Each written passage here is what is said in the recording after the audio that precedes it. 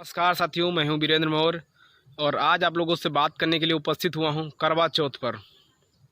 भारत के कई प्रदेशों में मान्यता है कि करवा चौथ को उपवास रखने से महिलाओं के पति की उम्र बढ़ती है।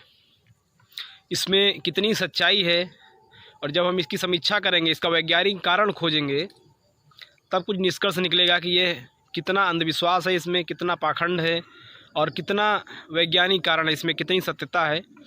इसको जानने के लिए आप लोग बने रहिए हमारे साथ और इस वीडियो को पूरा देखें, अंत तक देखें। साथियों, आप सबको पता है, चूँकि आप सब पढ़े लिखे लोग हैं, आप सब जानते हैं कि विज्ञान और भूगोल चंद्रमा को एक उपग्रह समझता है, उपग्रह मानता है। चंद्रमा पृथ्वी का एक उपग्रह है जिसकी पृथ्वी से दूरी 3,84,403 किलोमीटर है, जैसा कि आप सब जानते हैं। तो चंद्रमा जब एक उपग्रह है, इसको विज्ञान भी मानता है, इसको भूगोल भी मानता है, खगोल शास्त्री मानते हैं। और वहाँ पर नील आर्मस्ट्रांग जैसे साइंटिस्ट वहाँ पर जा भी चुके हैं, चंद्रमा पर कदम रख चुके हैं। बहुत सारे शोध चल रहे हैं, कई देशों के यान जो है वहाँ पर गए और उस पर अभी भी शोध चल रहा है। तो जब पूरी दुनिया के वैज्ञानिक इस बात को मान चुके हैं कि चंद्रमा एक उपग्रह है पृथ्वी का, तो फिर भारत में ऐसी मान्यता क्यों है कि यदि महिलाएं करवा चौथ के दिन चंद्रमा की पूजा करेंगी तो उनके पतियों की उम्र लंबी होगी? क्या यह संभव हो सकता है कि किसी की पत्नी, किसी की जीवन संगिनी यदि उपवास रखेगी तो उसके पति की लंबी उम्र होगी? साथियों, किसी के उपवास रखने से किसी की उम्र नहीं बढ़ती है, बल्कि जब आप पूरे दिन भूखे रहती हैं और पूरा दिन जब आप काम करती हैं तो आपको थकान होती है और उसके दूसरे दिन, कई बार तो उसी दिन शाम को, नहीं तो अक्सर दूसरे दिन आपको डॉक्टर के पास जाना होता है। तो ऐसा करने से आपके पति की उम्र बढ़ती नहीं है, वास्तव में आप अपने पति को एक और तनाव और टेंशन देती हैं। टेंशन देने के साथ जो है एक खर्च भी बढ़ता है और पतियों के लिए एक समस्या भी खड़ी होती है। लेकिन अब ये समस्या है भारत में कि भारत की जो महिलाएं हैं वो, उनसे यदि आप इस बात को कहेंगे तो वो कहेंगे ये तो कई पीढ़ियों से और ये परंपरागत होता आ रहा है। तो भाई, जब तक आप इन सब चीज़ों को जानते नहीं थे, जब तक आप पढ़े लिखे नहीं थे, जब तक आप अनजान थे इन सब चीज़ों से, तब तक आप लोग चंदा मामा कहते थे चंद्रमा को।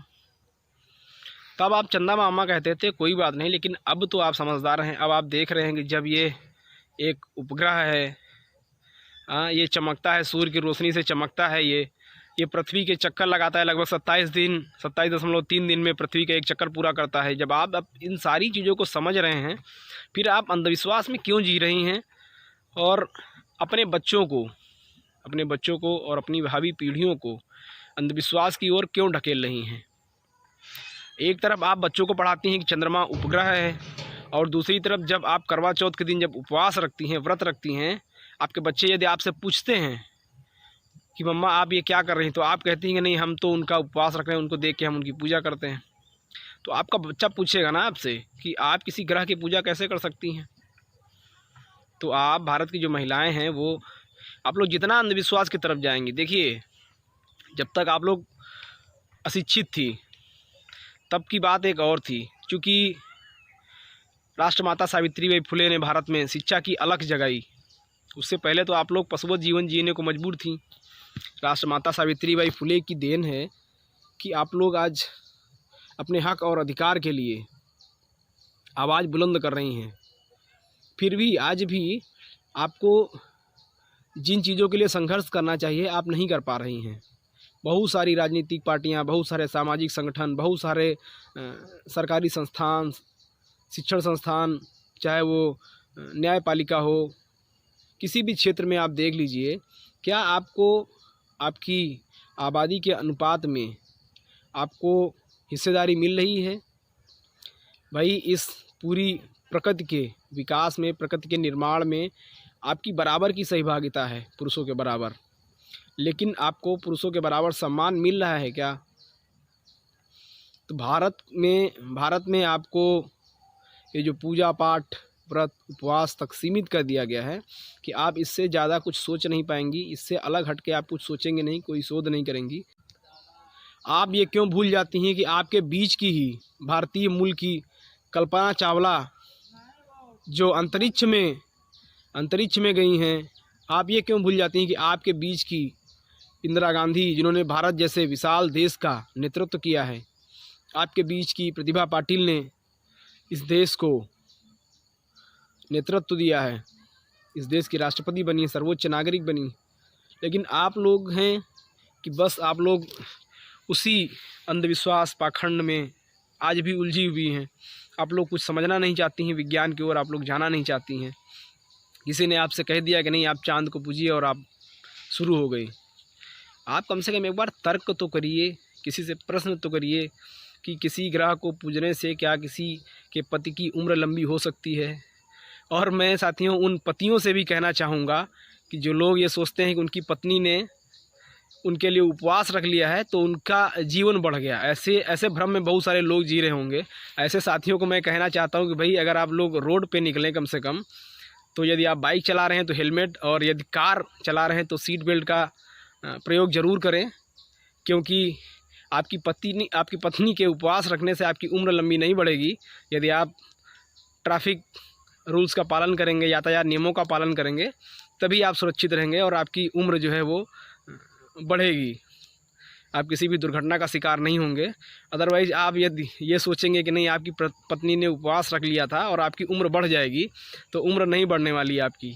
आप इस भ्रम में मत रहिए, क्योंकि एक सबसे बड़ी बात यह है कि भाई आप भारत के लोग, जो भारत की महिलाएं हैं वो तो उपवास रख रही हैं, लेकिन भारत के अलावा दुनिया में और जो देश हैं, क्या और किसी देश में ये चलन है कि वहाँ की महिलाएं अपने पतियों के लिए, अपने जीवन साथी के लिए उपवास रखती हैं? आप किसी भी देश में देख लीजिए, जिन देश की महिलाओं ने तरक्की की है, जिन देशों में महिलाओं का प्रतिनिधित्व है, वहाँ के संसद में, वहाँ की लोकसभा, वहाँ के राज्यसभाओं में, जहाँ महिलाएं नेतृत्व कर रही हैं, पूरे देश को चला रही हैं, उन देशों में कहीं भी ऐसा कोई प्रचलन नहीं है समाज में, ऐसी कोई व्यवस्था नहीं है महिलाओं पर कि महिलाएं अपने पतियों की लंबी उम्र के लिए व्रत रखें, उपवास रखें, पूजा पाठ करें वगैरह वगैरह। भारत में तो कभी महिलाएं अपने पति की लंबी उम्र के लिए उपवास रखती हैं, कभी अपने पुत्र की लंबी आयु के लिए उपवास रखती हैं, और महिलाओं को जो ये साज सज्जा जो है, श्रृंगार जो है, वो भी महिलाओं के ऊपर थोप दिया गया कि आपको ये पहनना है, आपको वो पहनना है, आपको माथे में सिंदूर लगाना है वगैरह वगैरह। बहुत सारी चीज़ें हैं जो महिलाओं पर ज़बरदस्ती थोपी गई हैं। आप किसी से पूछिए जो आपके संस्कारक हैं, जो आपके पुरोहित हैं, आप कभी उनसे पूछिए कि यदि किसी महिला को ये साबित करने के लिए कि वो शादीशुदा है कि नहीं, उसको सिंदूर लगाना पड़ता है, तो पुरुष के लिए क्या कोई व्यवस्था है? इस व्यवस्था में पुरुषों के लिए क्या सिस्टम, क्या है पुरुषों के लिए? कुछ है? तो भारत में पुरुषों के लिए ऐसी कोई व्यवस्था नहीं है। आप सिर्फ जितने भी नियम कानून हैं, जितने भी आडंबर पाखंड हैं, सिर्फ महिलाओं पर ज़बरदस्ती थोपे गए हैं। तो ये सब पाखंड तब तक चल रहे हैं जब तक आप लोग इसको ढो रही हैं। जिस दिन आप लोगों ने प्रश्न उठा दिया, माता सावित्री बाई की तरह जिस दिन आप लोगों ने प्रश्न उठा दिया और इस आडंबर पाखंडवादी, अंधविश्वासवादी, रूढ़वादी व्यवस्था को जिस दिन आप लोगों ने अपने कंधे से उतार कर फेंक दिया, उस दिन इस देश का तो कल्याण होगा, उसके साथ साथ आपका भी कल्याण होगा, और आपकी आने वाली जो पीढ़ियां हैं उनका भी कल्याण होगा, उनका भविष्य संवर जाएगा। क्योंकि जब तक आप शिक्षित नहीं होंगी, और शिक्षित होने के साथ जागरूक होना भी बहुत ज़रूरी है, क्योंकि मैं कई बार देखता हूँ सोशल मीडिया के माध्यम से आजकल जो शिक्षित हैं, बहुत सारी हमारी बहनें, माताएं शिक्षित हैं, सोशल मीडिया पे दिखती हैं, लेकिन फिर भी उनका जो दिमाग है, उनके दिमाग में एक ऐसे संगठन, एक ऐसे मानसिक गुलामी वाले विचारों से लैस एक ऐसे संगठन और एक ऐसी टीम ने उनके दिमाग पर कब्जा कर रखा है। एक तरह से मैं कह लूँ तो अंधभक्ति का एक चश्मा, एक धर्मांधता का उनकी आंखों पर लगा दिया है, पट्टी बांध दी है।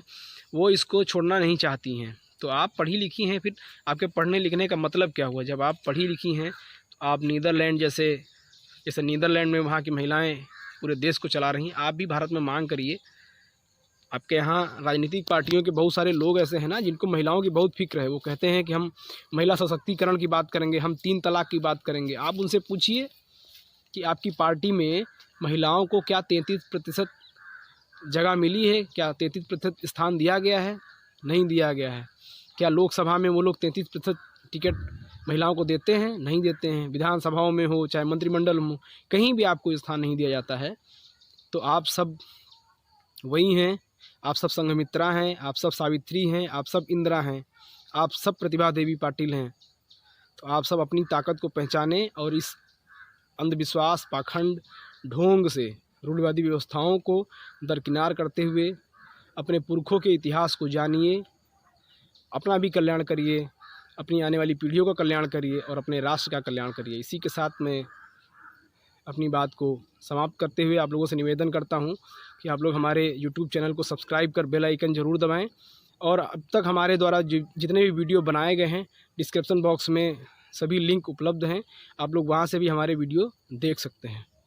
जय भारत, जय संविधान, जय विज्ञान।